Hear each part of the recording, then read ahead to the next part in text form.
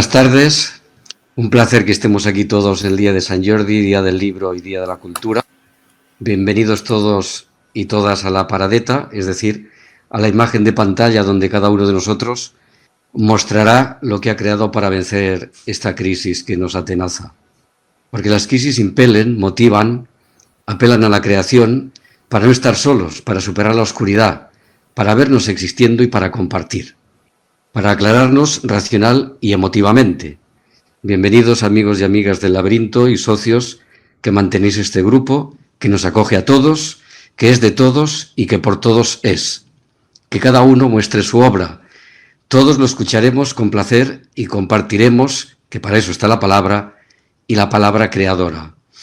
Este año ya nos vemos, y nos oímos, y nos escucharemos. La tecnología lo hace posible, y esperemos que en el 2022 volvamos a estar físicamente cerca y el paso se haya dado definitivamente. El ser humano ha superado muchas cosas y muchas epidemias, y de todas, o de muchas, o de algunas, nacieron auténticas obras de arte. Por ejemplo, el de Cameron o Frankenstein. Pues sigamos en la línea. Bienvenidos. Como el tiempo no es reversible, Ricardo irá presentando a cada uno para que muestre su obra y nos disciplinemos para ser puntuales en empezar y en acabar. Gracias a todos, gracias a todas por estar aquí y adelante, Ricardo. Buenas tardes a todos. Mi misión va a ser sencilla, solamente daros entrada a cada uno y acompañaros, nada más. La palabra es vuestra y los libros son vuestros. Empieza Antonio García Lorente, nuestro compañero del Laberinto desde aquellas antiguas épocas que se fundó el Laberinto. Adelante, Antonio. Muchas gracias, Ricardo. Tengo que dar la buena noticia que a mis libros publicados Péndulo de Luna, Ambra propera en bar cercano y Variaciones esenciales, tengo uno que sumar este año, que es Barras paralelas, publicado por la editorial Parnás por Amalia. No sé más o menos si queréis que diga algo sobre el libro o más bien lo dejo en suspense para las presentaciones y os leo algunos poemas, como prefiráis. Antonio, el tiempo es tuyo, únicamente lo hemos limitado a 3, 4, máximo 5 minutos para que sea una cosa rápida, pero el tiempo tú administralo como quieras y tú sabrás si hablas de tu libro o nos lees un trocito. Bueno, lo que voy a comenzar es por daros la intriga o la llave por la que transcurrirá el libro con las dos citas que lo encabezan. La primera dice: la predicación de la castidad es una incitación pública a la contranaturaleza. Todo desprecio de la vida sexual, toda impurificación de esa vida con el concepto de impuro, es el auténtico pecado contra el Espíritu Santo de la vida. Esto lo escribió Nietzsche y lo publicó en el Ecce Homo. Y esta otra cita es de Jorge Luis Borges y dice: enamorarse es crear una religión cuyo Dios es falible, a lo que yo añado, pero la diosa es acogedora.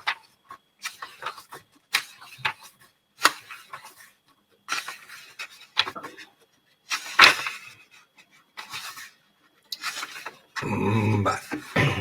Començaré per llegir un dels pocs poemes que hi ha en català. Los que me conocéis ya sabéis que poemas de amor básicamente los escribo en castellano, que es la lengua en la que hablo en mi casa con mi mujer. Me cuesta escribir poemas de amor en otras lenguas, pero a veces me salen. Entonces les leeré este, que es en catalán, que tiene el título de un verbo neológico, lirificarta. Este verbo aparecía en el listado de verbos neológicos del escritor español Francisco Umbral, pero en catalán solo encontré 2 entradas en todo el Google. Es, digamos, más neológico todavía. I el poema diu: la boca lirifica una altra boca, alhora en el poema i la cançó, definitivament en la paraula. Però no m'ha costat a tu només per fer-te un parlament metapoètic. Una altra cosa és la que jo vull fer-te, amb llavis transmutats en sempre vives, obertes quan del dol regim les aigües, i llisquin per la roca a cop de vara.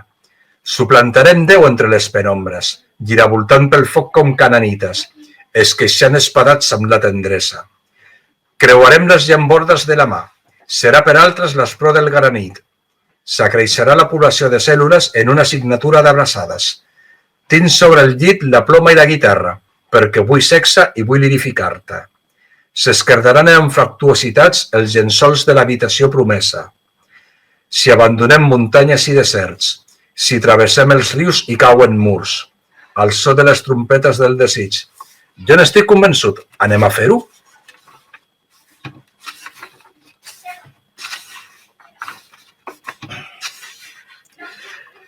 Este otro está encabezado con unos versos de Luis Alberto de Cuenca, con una cita que dice: y siempre vivirá porque está hecha de la misma materia incombustible con que se hacen los mitos y los sueños. Y el poema dice: siempre me vivirán llamas de jade, bajo la coartada de tus ojos. Encontraré en tu cuerpo las excusas para la gasolina de los mitos cargar en los barriles del amor, que tienen su nación entre mi pecho. Me acerco para olerte con caricias con las que vendimiar los anaqueles en una imaginaria biblioteca de silencio. Hacia tus fuentes blancas llevaré inagotables ilusiones que me unan a un perfume incombustible. Creo que me dará más o menos tiempo para leer un par de ellos. Os leeré este mismo. Y este sí que tiene que ver con lo de la diosa. En una cesta llevo maduros los dátiles del deseo. Contemplo todas tus células miniadas de sangre, como si fuesen un orbe dentro de una lágrima. Desnudo, el paisaje del hálito me lleva hacia un mar que refluye hacia tus ojos. Rielan las estrellas, la noche es propicia, para un amor que funda los pronombres en el altar sagrado de la diosa. Y acabaré leyendo, es uno de los poemas un poco más largos del libro, pero me hace ilusión leeroslo como primicia. Es el último poema del libro, en el cual me inspiré en una novela breve de Francis Scott Fitzgerald, el curioso caso de Benjamin Button, que además tiene una película preciosa, muy bien hecha.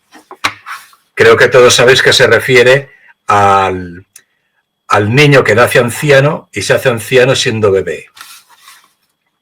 El poema dice: jugábamos con cera y con aceite. Éramos sumamente vulnerables. Yo era un anciano y tú una niña. Dos corazones hablando sin palabras empujaban dos líneas paralelas. Los años nos bajaron de dos trenes que en dirección opuesta transitaban. Estaba la estación de paso reluciendo. Nos dimos el amor, las manos y los besos, el fruto del placer y hasta la vida, la que volvió a empujarnos a otros dos trenes cuya apariencia era alejarse. Tras describir su mágica perífrasis, volvieron a acercarse y detenerse en otra estación del paso en el camino. Viniste a verme, me colmaste de besos en tu regazo, tuviste mi mirada candeal, mis huesos tiernos. Tus lágrimas nutrían mis mejillas, tus lágrimas de amante y de madre. Hacia ti me arroparon para vivir un sueño interminable. Éramos sumamente vulnerables.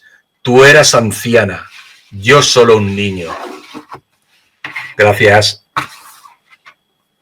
Gracias, Antonio. Gracias, Antonio. Ahora damos la palabra, el vídeo, a nuestro antiguo presidente Felipe Sérvulo. Lo conectas tú, Dolors, ¿no? Infinitas lamparillas reinventa la noche de Nara. La noche aquí se llama Osa Mayor, se llama verano, se llama mediodía, se hace luciérnagas, isla del sol que pronto amanece, se hace aire que se espesa. No estás, pero sí tu nombre tatuado entre los carteles de las estaciones del tren bala de la vida. La distancia duele, pero mata el olvido. Bueno, pues quiero presentaros virtualmente, ya que la distopía no nos deja hacerlo presencialmente por segundo año consecutivo, mi último libro publicado en El Bardo, 1000 grullas de origami. Es un homenaje a esa tierra que quiero tanto, Japón, donde tengo familia, tengo mis nietos, tengo mi hijo, y me encantan sus tradiciones, su forma de ser. Como todo tiene una historia, toda nación tiene una historia negra y oculta por un lado, pero la verdad es que es muy agradable estar allí con ellos. Y solamente desear que la próxima San Jordi pues nos veamos la Rambla, con la rosa, dándonos abrazos de verdad, no virtuales, y que podamos presentar libros. Libros, digamos, presenciales. Virtualmente, bueno, a mí particularmente no me gusta, pero quiero estar con vosotros este día, aunque sea diciendo aquí palabras inconexas, pero me encanta estar con vosotros. No sé si lo he dicho al principio, soy Felipe Sérvulo y que lo veamos pronto. Un abrazo a todos. Pues la tercera persona le toca ahora a nuestro presentador inicial, a Silvano Andrés de la Morera. Muy bien, gracias. Yo quería presentar 2 libros. Uno de ellos, el primero, se titula Poeta en la COVID, y esta obra es producto de los tiempos, porque naturalmente el título ya lo indica, es fruto de lo que pasó y de lo que está pasando, y además el pobre poemario ha sido víctima también de lo que está pasando. Y digo víctima porque en teoría debería haberse presentado el 16 de octubre del año pasado en la Semana de Poesía de Barcelona, pero justamente el día aquel entraron en funcionamiento las nuevas restricciones y no lo pudimos presentar físicamente. Bueno, Poeta en la COVID no es poeta en Nueva York, naturalmente. COVID no es una ciudad, sino que es un universo entero en estos momentos.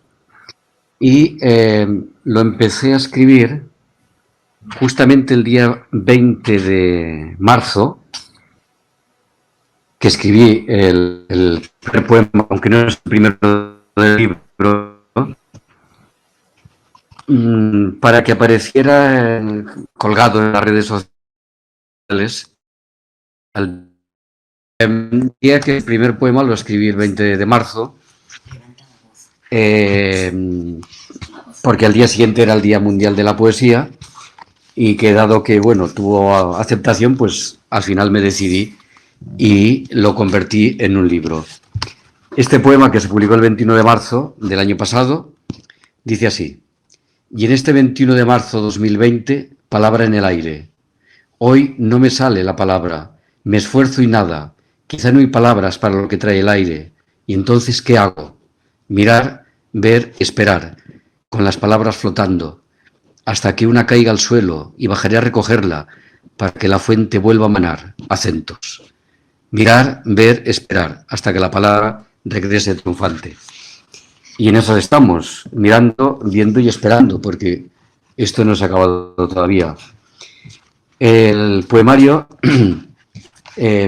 tiene además un epílogo de Dolores Fernández, que ya le he dado muchas veces las gracias y se las vuelvo a dar públicamente aprovechando esta oportunidad.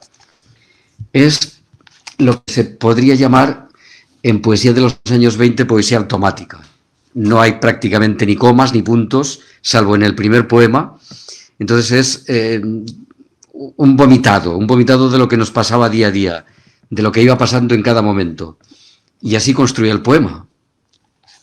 Un poema que naturalmente es una ventana abierta a lo que siguió y sigue sucediendo, y de ahí que el último verso de todos, muy citado por mucha gente, diga que es el dolor no ver el horizonte.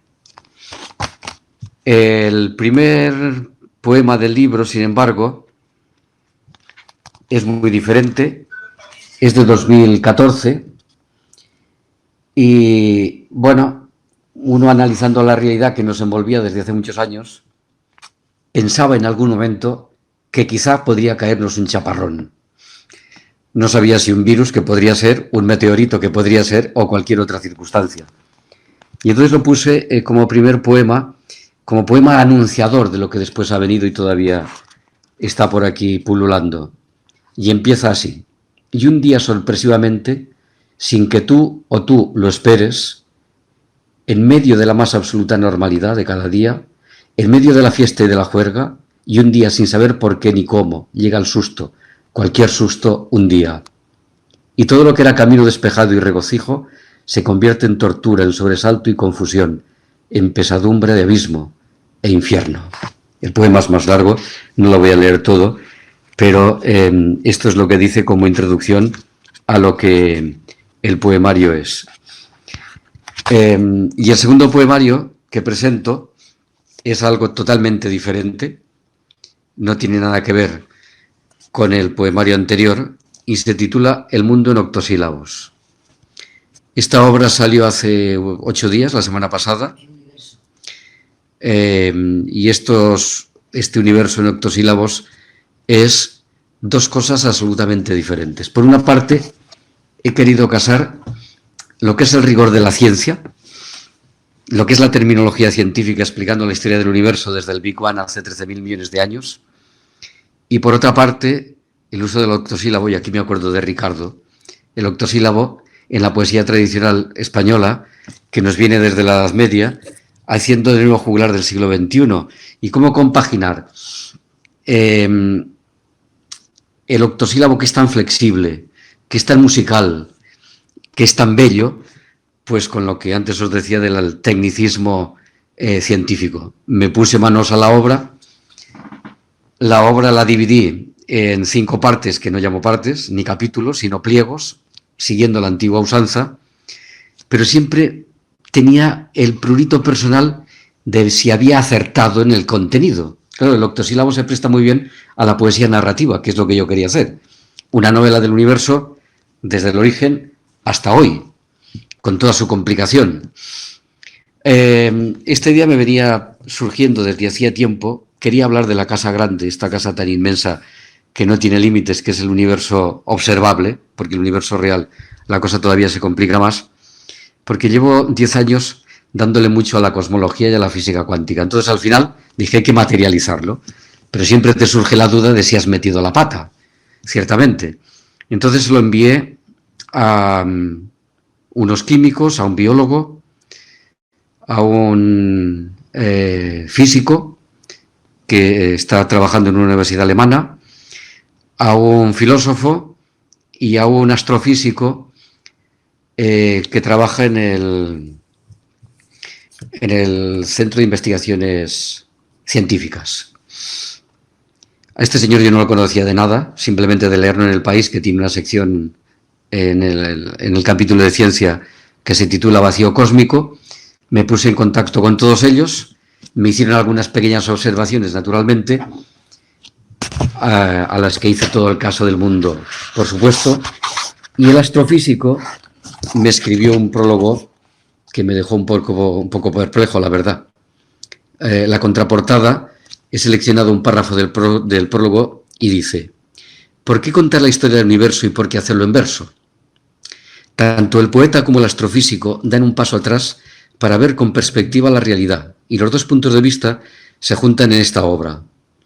Los nexos entre poesía y cosmología física se exploran en un poema que habla de las eternas preguntas sobre nuestros orígenes y sobre nuestro destino, con el rigor científico exigido y con la belleza de la palabra. La verdad es que no podía estar más que satisfecho con este astrofísico a quien conocí y a quien quiero dar una vez más las gracias por su amabilidad y por las conversaciones tan excelentes que tuvimos mientras este proceso se iba creando. La obra empieza con una cita de Cardenal, Ernesto Cardenal, que dice que la poesía debe tratar de todo, como la prosa, para no ser anémica. Entonces, en el prólogo poético ya en octosílabo, empiezo así. Pues como esto es una historia de lo lindo, quiero escribirla con versos que son de leer sencillos. En el verso que es de todos, ya saben, del octosílabo, que cantó tantas hazañas de los pobres y los ricos.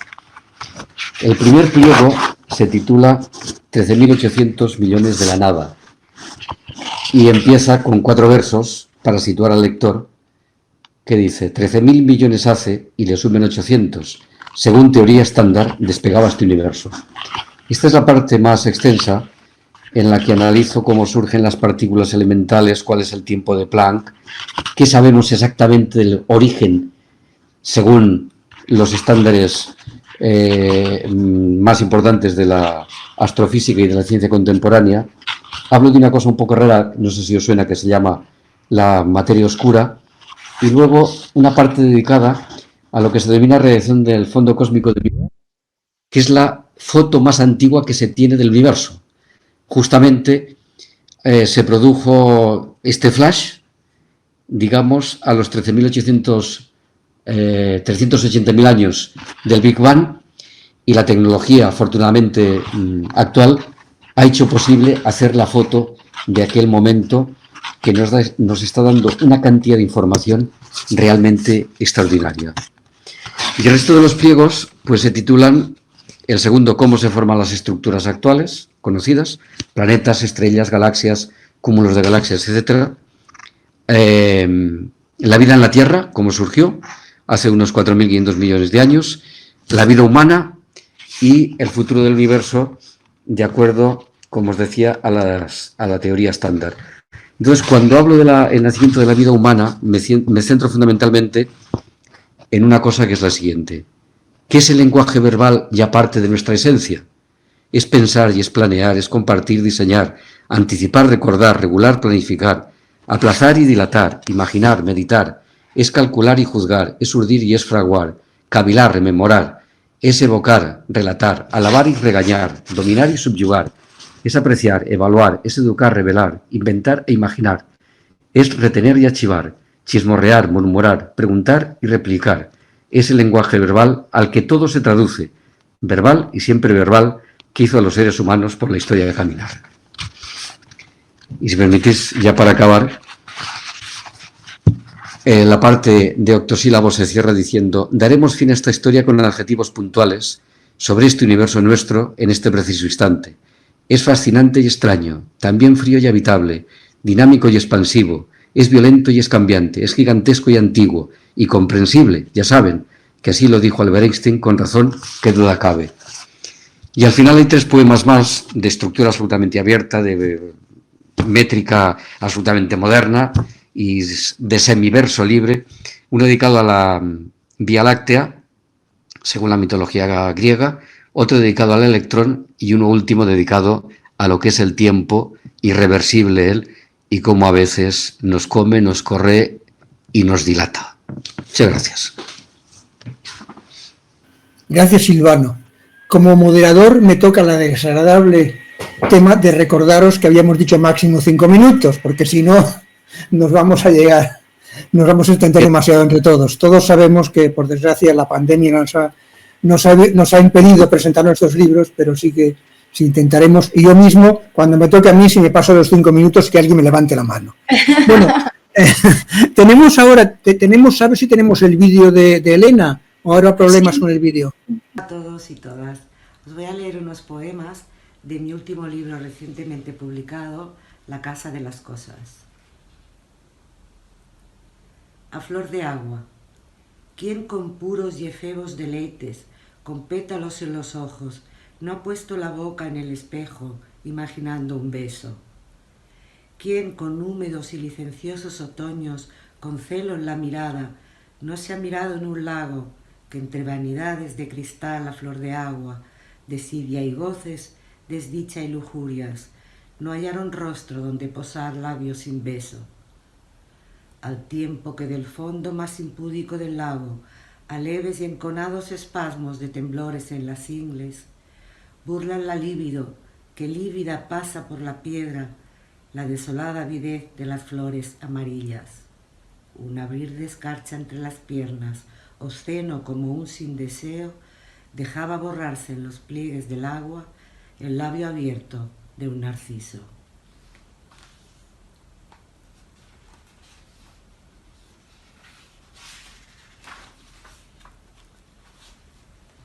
A través de ti.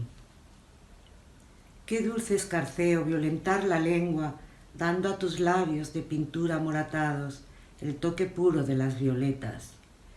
Qué mística la de su pudor, en la bohemia del éxtasis, erótica de la seducción. Así a través de ti, en lo pueril habla la lujuria, así a través de ti tu clímax, a estímulo de lengua y sin perder la excitación, vestir a la pureza de blanco. Sería un ultraje al interior de tu cuerpo, tan dado a la mala vida, tan malgastada y mundana, pintarrajeada y triste, y sin embargo tan...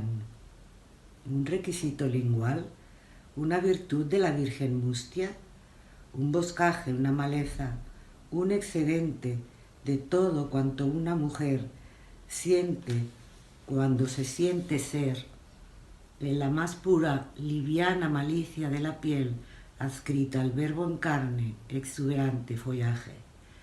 Hay que malearlo, hay que magrearlo, hasta que impura, entre los muslos la maraña, entre los dedos la grafía, pública y púdica y púbica, descubrirte sucia, pureza de la mancha, que en la apetencia del donarse, pagana o religiosa, en ti se dona, apertura del obsceno, liberación de lo bello. Así es tu canto, violenta y violentado, así eres tú, sexuada y placentera, mujer total. De la caverna a la cima. Como palpar la dureza más tierna de la tierra entreabierta, con la suavidad más sutil y secreta de la mano atenta, regada por las telúricas fuentes de la penetración, que a tientas tantea en la boca de la gruta los divinos efluvios receptivos a su entrada, de abajo al centro cavernoso de la cima, presta sus peligros celestiales sin límite de tesoros infernales, desciendo al Hades, haciendo a ti, por abajo, abajo, abajo. Muchas gracias. Le damos la palabra a Rocío Viedma. Bueno, pues gracias, Ricardo. Yo acabo de sacar un libro allí en Barcelona, en la editorial Autografía, hace escasamente un mes. Se titula La estancia seca, pero yo quiero hablaros hoy del libro que se quedó con la pena el año pasado de ir a la Semana de la Poesía de Barcelona, que es Mi cereza en invierno, y le tengo que dar su visibilidad porque se la merece. Dolor lo conoce este libro bien. Y bueno, yo deciros que Cereza en invierno se editó en 2019 y con este libro yo, digamos que me volqueo, que creo que cuando nos dejamos llevar por la poesía percibimos las sensaciones en forma semejante a cuando los pétalos de la flor del cerezo se desprenden de su rama, se precipitan lentamente al suelo y transformándonos a una realidad honda, a una bondad diferente y bueno, que tanto nos está haciendo falta. Mi libro está todo vinculado con el cerezo, sus flores, sus frutos y su significado. Por falta de tiempo para explicarlo, pues prefiero leeros algunos de sus poemas porque sería largo. Por ejemplo, Tiempo de cerezas. La voz del poeta sale al viento y cual abeja enamorada en rojo púrpura esparce anteras en las laderas profanadas, en el cáliz las corolas, en la muesca cárdena del invierno, en los racimos apretados que lloran pétalos. El poeta germina drupas a golpe de dardos, hendiendo sangre en las suturas ventrales de los corazones opacos, en la hoja sin mácula verbal, en la ternura de los guindos. Y le nacen corimbos en tiempo de cerezas, mordiendo una a una con fauces de petirrojo la pulpa de los besos. El poeta esparce, ramifica, atraviesa, comprime, liba, recolecta, perdura, arranca, rebrota, enajena, tala, oscila, muere y nace una y otra vez, con sístoles astrales de versos cálidos que el cerezal le inspira. Otro poema de este libro se titula Plegaria. Sakura de dedos elípticos, fémina deidad de corimbos exactos, lluvia de pétalos que irrumpe safonías, intrusa en los inviernos. Déjame contemplarte hoy tallando verticilos en la orilla de mi cáliz. Yema en receso devota de la luz, que clamas piedad a los pájaros del viento, preservando el tejido de tus vírgenes drupas, besando tus peciolos ensangrentados. Déjame musitar la lluvia y el rocío que aúlla en tus partiduras. Primera flor rasgada en corolas que ocultas tu soledad milenaria en la luz de las estrellas. Perdona que hunda mi mano en tu costado de madre. Lado verde que te inclinas, tedioso y febril como un chiquillo en los estambres malheridos, que murmuras la mañana y sus delirios. Permíteme unas lágrimas que broten en la cicatriz de mi última plegaria. Creo que voy bien de tiempo, ¿no?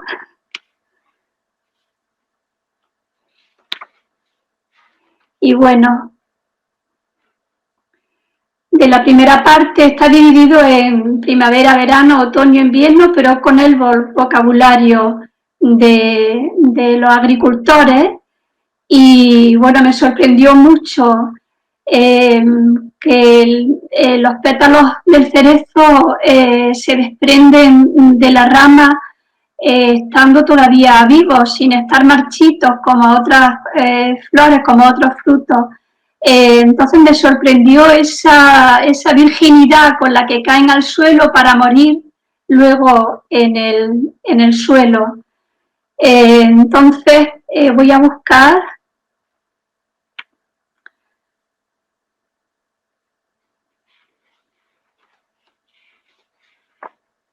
Bueno, me he perdido. Perdonadme. Creía que iba a tener menos tiempo.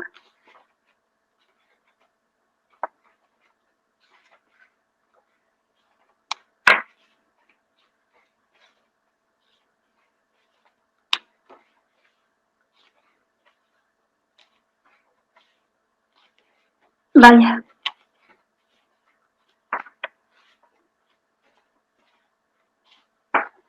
Bueno, os leo el poema que da título al libro porque no encuentro el que busco. El título del libro, que sabéis que es Cereza en invierno, que lleva una cita de Juan Gelman, que él dice: el día me recuerda que no soy un árbol y no tengo raíces de pájaro. La voz que ahora resuena en mí llega con el vértigo de la derrota, con los jirones insensatos que destiñen tu envoltura blanda en un tiempo a la deriva. Quiero gritar, pero me lleva el viento por la cordillera abrupta de tu huida. Y voy golpeándome con los cerezos mustios, hiriéndome los labios con la sangre de sus frutos, entonando lágrimas, destrozando una vez más mi historia absurda de creer que puede haber cerezas en invierno. Y termino, como hago siempre, y termino con un poema muy cortito que lleva una luz de esperanza al libro. Se titula Antes sí, y dice: una vez fui una niña y me guardé las mañanas de marzo en las pestañas. Menos mal, porque ahora solo veo primaveras en mi mirada. Gracias. Muchas gracias, Rosa. Bueno, soy Ricardo Fernández, como sabéis, y aproveché la pandemia para ponerme a escribir o para acabar aquello que tenía a medias, y me dediqué a autopublicar en Amazon, que me ha maravillado. O sea, cuando entras aquí te das cuenta que es el futuro, es Amazon.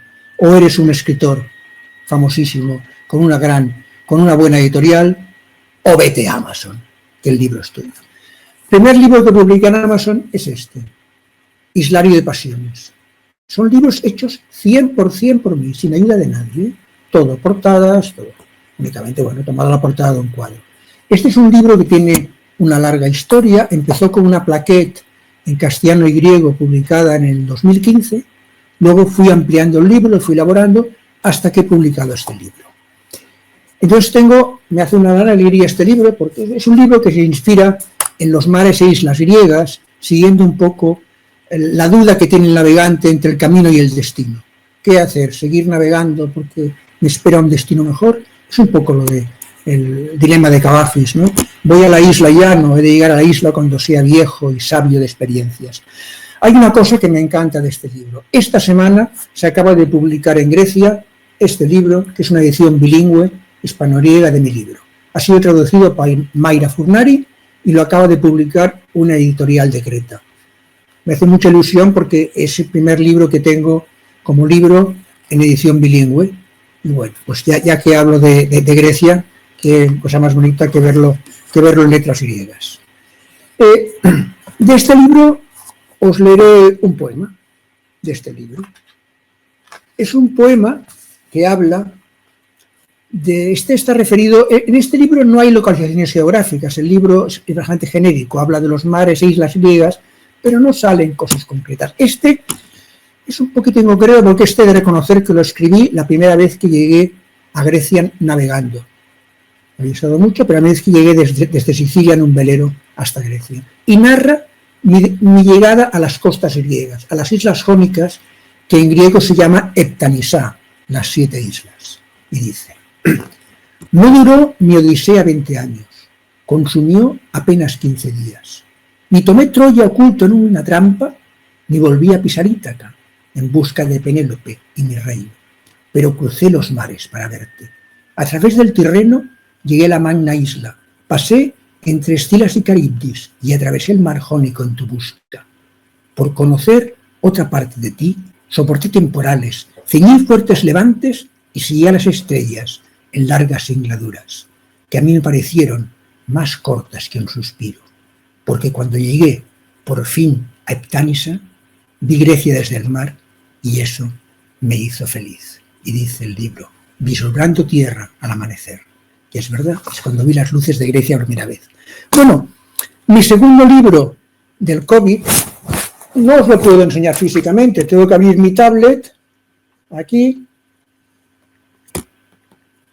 y verlo aquí. No sé si lo veis aquí, no sé si con la luz se ve, porque a veces hay problemas. Espera. Aquí lo podéis ver un poquito el libro. Es un libro digital, un poemario digital, porque es un libro que se llama De Museos por Madrid. Como dice el libro, está inspirado en obras de arte de los museos de Madrid. Este libro también es un libro que lo empecé a escribir hace bastantes años. Alguno de vosotros tiene algunos borradores que hice en un PDF. Pero me di cuenta que este libro no lo podía publicar en papel porque sin ver los cuadros el libro queda cojo. Es un libro que se refiere a impresiones que me dan a mí, pinturas y esculturas, y claro, y yo no tengo los derechos y no puedo hacer un libro con las imágenes, que sería muy caro. Encontré la solución de hacer un libro digital con los enlaces, donde apretando el enlace aparece el cuadro. Entonces, el libro, que está como todos colgado en Amazon, os leeré un poema de este libro. Pasamos páginas por aquí. A mí también os digo, es que son libros que, aunque sean versiones digitales, que los hice yo sin... Aquí lo tenemos. Este es un libro, un poema que se llama Campesino catalán con guitarra, que es el nombre de un cuadro de Miró del año 24. De un cuadro abstracto de Miró, bueno, abstracto, tal como de Miró. Pero yo había ido a una exposición en la Fundación Miró hace muchos años, en la que se veían los cuadros de Miró y todos los collages que hacía él, y cómo iniciaba recortando periódicos y dibujos reales, y poco a poco iba abstrayendo la imagen hasta llegar al cuadro, que son 4 manchas y una pequeña barretina, nada más. Pero ahí ponía todo el proceso creativo. Y este libro un poco refleja ese proceso creativo de Miró. Dice: sobre ese fondo azul, la barretina, recuerda los inicios del trabajo. No queda mucho más del campesino, la pipa en llamas y su corazón, que abajo e invertido parece unas de picas. Pero eres, como siempre, honesto cuando creas. Tan solo simplificas la idea original, quitando lo superfluo y dejando en el cuadro lo que tú consideras importante. Este poema tiene una segunda parte, que es una reflexión sobre Miró, que dice: hoy me dejo de vanos tecnicismos y me abandono en ese mar azul. ¿Qué importa la intención o si su origen fue un collage de recortes de periódico? Hoy día ya no intento defenderte ni discutir con esos detractores que dicen: eso no, eso es de niño, me va a tomar el pelo con sus manchas. Simplemente me pierdo por tus mares, de colores profundos o de islas, o en esos cielos de constelaciones, o en esa simple y solitaria estrella, o en esa línea que interrumpe nada. Y soy feliz mirando, y eso es todo. Si tenemos suerte, apretamos aquí, y ahora si se abre internet, aquí tenéis el cuadro de Miró. Está un poco en pequeñito, no lo podéis mucho, pero aquí está el cuadro de Miró. O sea que en el mismo poema yo he pinchado, ese es el cuadro de Miró, yo he pinchado en el poema y me ha salido el cuadro de Miró. Aquí está. Quiere decir que, aquí lo tenéis abajo, voy a ampliar, quiere decir que el poemario tiene todos los cuadros a que hacen referencia los poemas. Y por último, ¿qué hice? Pues por último, hice un tratado de métrica. Este era un tema antiguo. Cuando yo hice la carrera de filología, pensé hacer la tesis doctoral sobre métrica, pero luego no me atreví porque dije 2 años más, no nos paso por aquí o 3, haciendo una tesis doctoral, lo haré por mi cuenta. Entonces esto un poco, el origen fue mi tesis doctoral, que luego fui completando. Este libro, que se llama Métrica Poética del Español, del que hablamos el otro día, en una tertulia que hicimos, este libro es un tratado de métrica. ¿Y por qué he hecho un tratado de métrica cuando hay bastantes tratados de métrica? Bueno, pues porque no había encontrado lo que yo quería. Si hubiese encontrado un tratado de métrica como a mí me gusta, pues no lo hubiese hecho. Pero hay buenos tratados de métrica. Si queréis, os puedo recomendar el Quilis como una cosa elemental. El Caparrós también es elemental. Más profundo podemos encontrar el Tratado de Jaurralde, quizá de los mejores actuales. Cosas de Isabel Paraíso, que también es muy buena. O alguna cosa más antigua. El clásico de Navarro Donás. Pero ninguno de ellos es una visión global de la métrica para mí. Algunos son de hace muchos años y les faltan actualizaciones, otros contemplan unos aspectos concretos, otros son demasiado técnicos, y yo creo que es un tratado de métrica que sirva para alguien que no sabe demasiado de métrica y tenga que empezar. Yo soy de la teoría que en cualquier arte hay que conocer el oficio para luego tirarlo.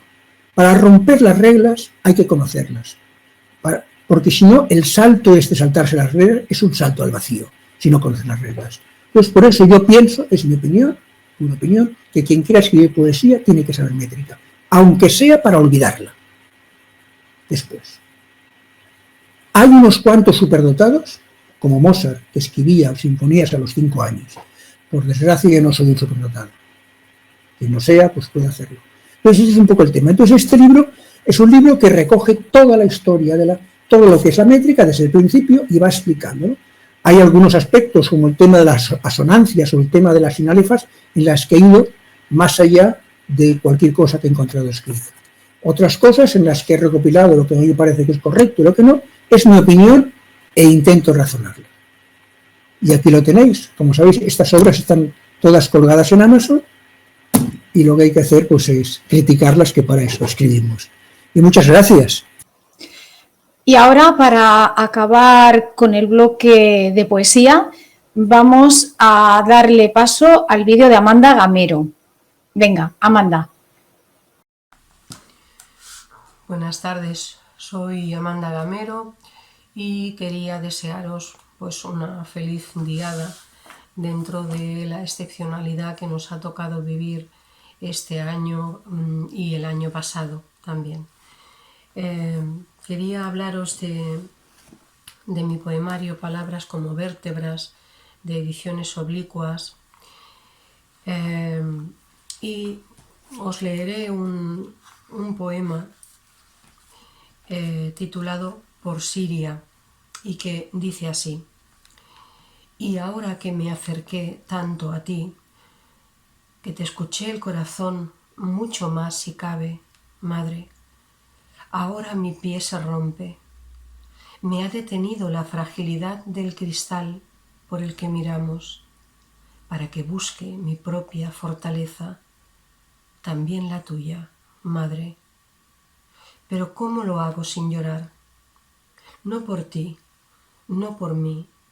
Somos solo una madre y una hija, madres las dos, hijas las dos.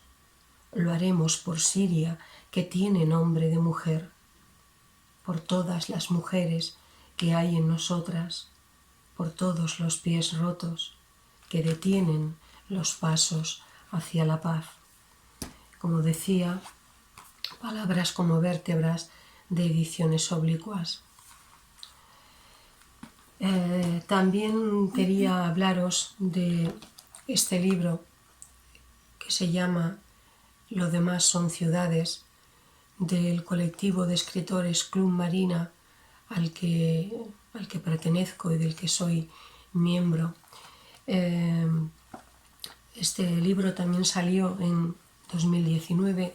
Se trata de 9 cuentos, 9 relatos de ciudades reales o imaginarias. El mío, en concreto, es de una ciudad imaginaria llamada Abaj y que empieza con una frase mía que dice: desterró al opuesto convirtiéndose en héroe. Bueno, es, como decía, lo demás son ciudades. De alguna manera nos viene a decir y a contar que las ciudades, además de cemento y de acero, pues están construidas por otros materiales intangibles que pueden ser pues los recuerdos y las emociones de las personas que las habitan y de todos esos territorios comunes que elegimos para vivir las experiencias y las dolencias, inconvenientes y felicidad que la vida nos quiere dar. Repito, lo demás son ciudades de Ediciones Oblicuas. Y sin más, pues desearos que muy pronto podamos volvernos a ver como lo veníamos haciendo siempre, y que salgamos de muy pronto de esta excepcionalidad que no está siendo nada fácil para nadie, para todos nosotros. Desearos lo mejor, compañeros, y también pues desear que hasta muy pronto. Buenas tardes. Sí, ahora siguiendo con la narrativa, tenemos a continuación el vídeo de nuestra socia y amiga Manuela García. Hola, buenas tardes. Me llamo Manuela García Cano y este año 2020 he escrito un libro que se titula Crónicas de tiempos revueltos. Es un libro que habla de la pandemia, de los días de pandemia, pero desde el principio, de los 3 primeros meses, que yo creí ya cerrado el libro, pero lo abrí para hablar de cosas importantes que sucedieron un poco después. Entonces lo escribí para mí en principio, pero cosas de la vida, Amalia Sanchís pues se interesó por él y lo leyó y me dijo que lo publicaría. Entonces es la primera vez que me publican un libro en una editorial, Parnas Ediciones.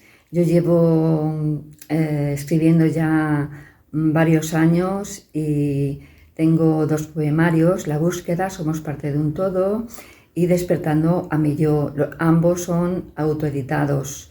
Mi experiencia tengo, a pesar de ser no demasiado larga, unos 7 años escribiendo, tengo una vasta experiencia en escritura y muchas colaboraciones. Entonces, como se acerca San Jordi, pues claro, hay que presentar al libro. Entonces, este libro, que os voy a leer un poquito la contraportada, dice que Crónicas de tiempos revueltos es un compendio de 28 relatos sobre los días que hemos vivido en el año 2020. Desde el punto de vista de mí, de la autora, y de mis vivencias y reflexiones personales. En pleno siglo XXI nadie jamás imaginó que ocurriría algo así, que una pandemia pudiera parar el mundo.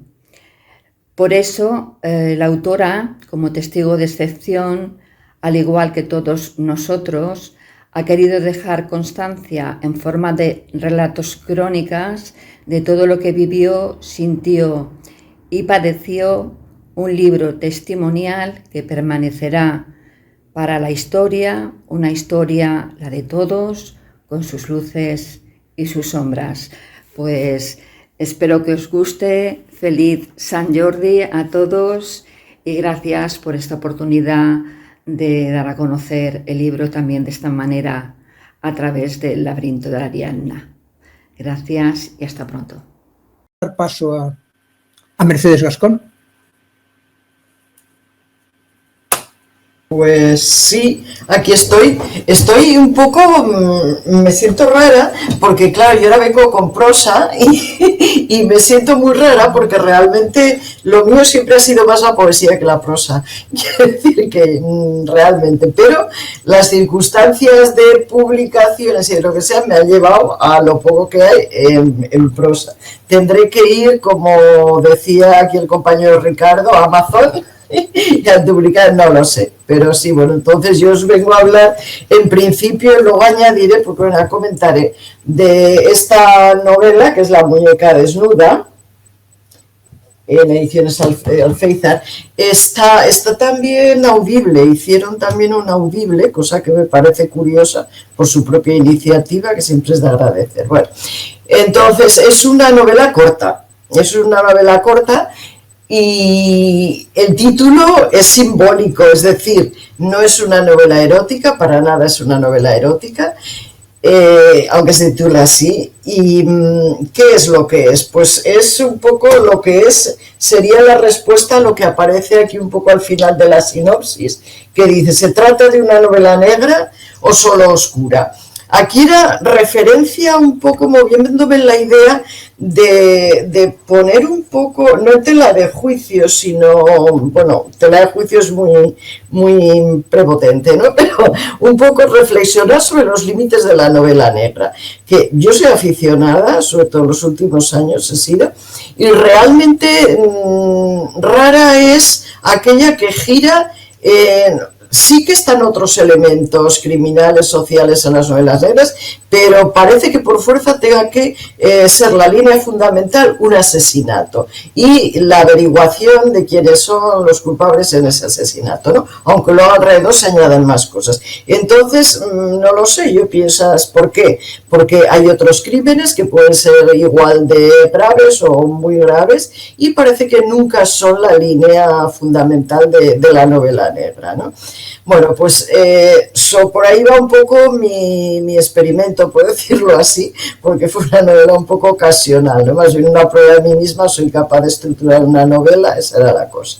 Entonces, el tema está centrado en la crisis en los años 2013-2014, la crisis económica anterior a la de ahora.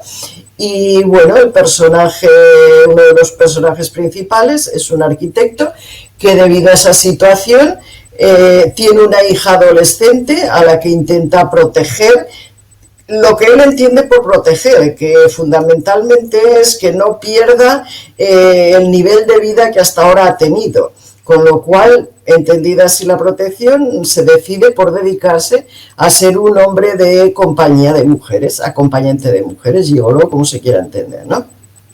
Y a partir de ahí, en este mundo, entre el mundo de adultos del padre y el mundo de adolescentes de la hija, entran, digamos, un poco ahí en colisión, y esto permite que aparezca ese conflicto o se desencadenen unos hechos inesperados y, bueno, hay un suspense que comienza casi desde el principio hasta el final del libro. Esta es la línea principal argumental, que es lo que pasa, claro, no lo voy a contar aquí, lo que sucede y hasta que esto se va desarrollando, ¿vale? Pero yo como puedo hacer lo que me da la gana, evidentemente, como todos cuando escriben, la estructura es un poco particular, ¿no? Hay quien la encontró para bien y hay quien la encontró para mal, esta estructura, porque realmente, aparte de esta historia, que va a lo largo de todo el libro, empieza y acaba, pero luego había unos personajes que van apareciendo, sean adolescentes, sean del mundo de la prostitución o sean del mundo familiar o bueno, pero hay unos personajes que van apareciendo incluso de algunos países diferentes a veces, y esos personajes aparecen con su propia historia, no son solamente personajes colaterales, sino que realmente aparecen, aunque sea en un capítulo, se cuenta la historia, digamos, como si fueran de alguna manera unas narraciones, unos cuentos, unas narraciones cuentas sobre esa historia, en algún capítulo, pues donde se desarrolla la historia de ese personaje, ¿no? Un poco se trasluce en esa pequeña narración cuál ha sido la historia de ese personaje. Y bueno, esto es lo que hay. Entonces, no lo sé por qué leer, no tenía previsto y tampoco me quiero alargar demasiado, pero bueno, ahí estamos. Pues muchas gracias. Sí, no, una cosa, si me lo permitís, es que como veo que los vídeos no se pueden poner, a mí Inma Jiménez me había dicho que ya parte de su poemario de Palabras como vértebras iba a nombrar o iba a hablar un poquito sobre Lo demás son ciudades, que también salió en el 19, del Club Marina. Entonces, ya que los vídeos no los podéis ver ahora, yo dejo que ella diga lo que quiera decir, pero os comento nada, medio minuto de este libro, que es del Club Marina. El primero ya se presentó, que eran los días lábiles en el Ateneo, en el Auditorio de Ana, y este segundo estaba previsto, pero bueno, ahí quedado parado. Y bueno, quiero decir que Las demás ciudades, que es una serie de narraciones sobre diferentes ciudades, la ciudad no solamente como marco, sino también de alguna manera como personaje que influye en lo que va pasando. Y tiene un personaje, un Max, que aparece en los diferentes relatos con algunas características comunes y otras no, etcétera. Bueno, pues cuando veáis el vídeo de esto ya supongo que Inma se extenderá un poco más, pero ya que ya no aparecía ahora no quería dejar de nombrarlo. Y nada más, ya está. Pues muchas gracias. Pues cerramos con nuestra presidenta Dolors Fernández. Adelante, bueno, Dolors.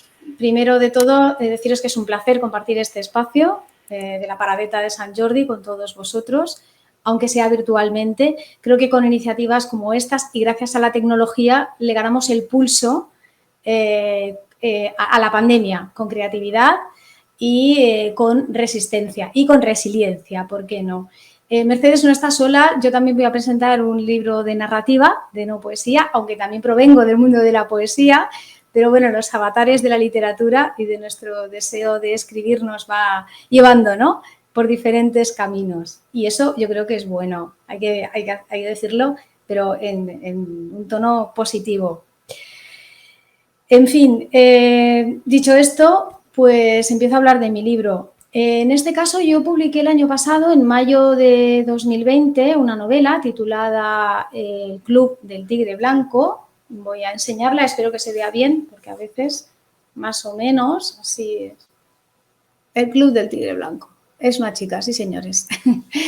Bueno, la novela se editó en 2020, pero estaba escrita desde el 2019, es decir, que ya llevaba un tiempo. Quiero decir que no es una hija de la pandemia, no es un fruto de la pandemia, sino que era anterior. Pero por alguna razón, pues mi editor fue valiente, me invitó a publicarla en esa fecha y, bueno, pues nada, para adelante.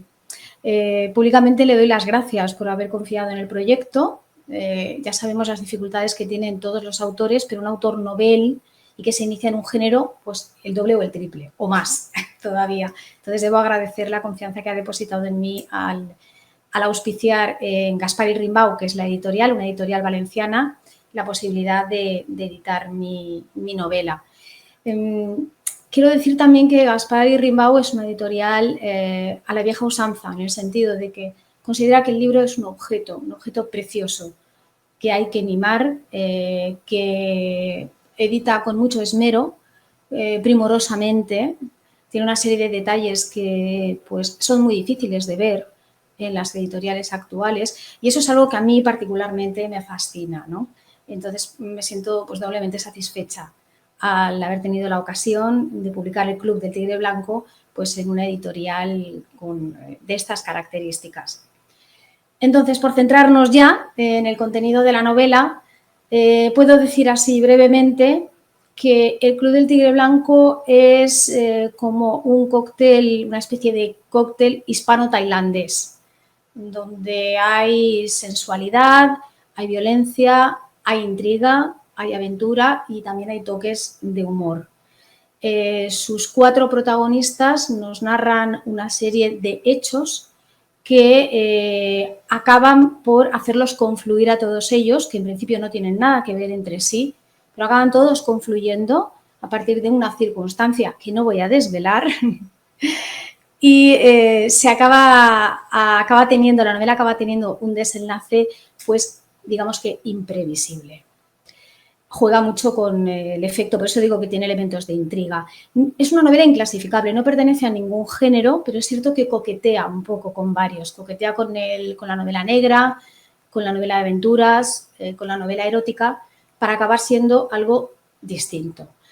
Yo sí que he querido leeros un fragmento para que veáis el tono. No es que sea realmente un fragmento demasiado ejemplificante de lo que se puede encontrar, porque trabaja con diferentes registros de lenguaje y con diferentes tonos, pero me ha parecido adecuado para el día que es hoy, que es el día de Sant Jordi. Es un fragmento quizás de los más líricos que contiene el libro, pertenece a la 4ª parte, al 4º capítulo, titulado Mariposas de la Luz, y en él pues, se describe un momento delicado. Os pongo un poquito en contexto porque si no, no se va a entender nada. Es el problema de leer fragmentos de novela, que si no lo contextualizas, pues claro, el que lo oye se queda in albis, ¿no? Entonces, bueno, explico brevemente que la escena que describe ocurre en una isla de Tailandia llamada Koh Tao, la llamada Isla de la Muerte. Entonces, en un templo se ha producido la investidura de la protagonista, de Pak Pao. La han investido como suma sacerdotisa de una secta llamada Hijos de la Luz de Imapán. Tenemos que tener en cuenta que Imapán es el equivalente al paraíso en la mitología hindú y budista.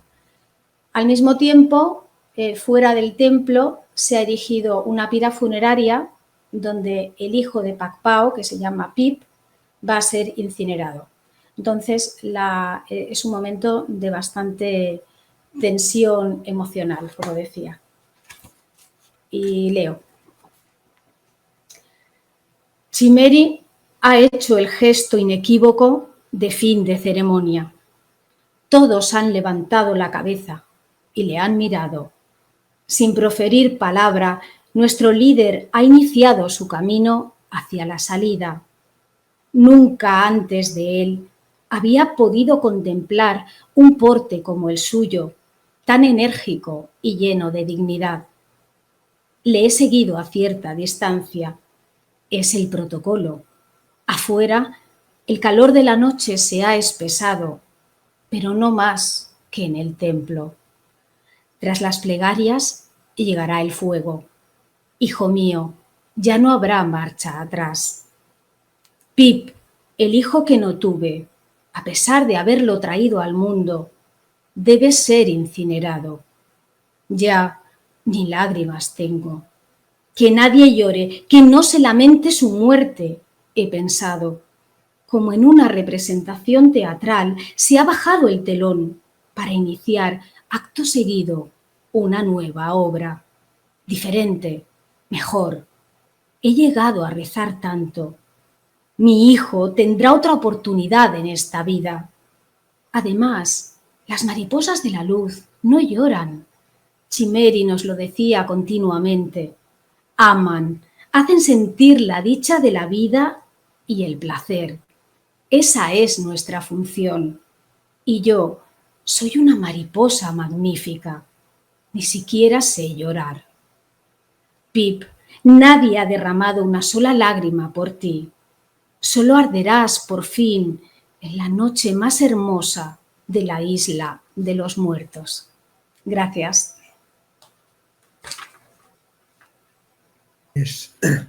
Gracias a todos. Y creo que aquí cortamos el Zoom y ya lo montaremos después. Y feliz Sant Jordi. Y que el año que viene sea presencial. Y tengamos paradeta presencial. Crucemos los dedos para que podamos hacerlo presencial. Pero hasta los dedos de los pies vamos a ver. El que sea capaz que los cruce.